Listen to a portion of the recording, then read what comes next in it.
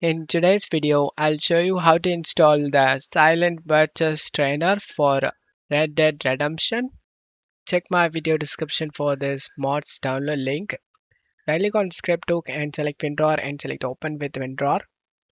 And now close stuff here and click on the game and select Open File Location. Open Script Hook, select the stainput8.dll and Script Hook, drag and drop inside of a game folder.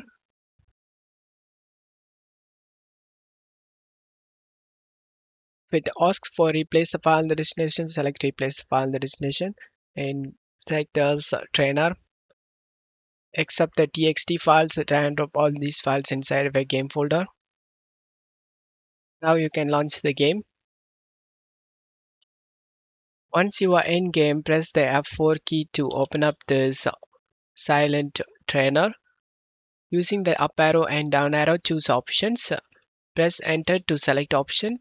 To go back, press the backspace key.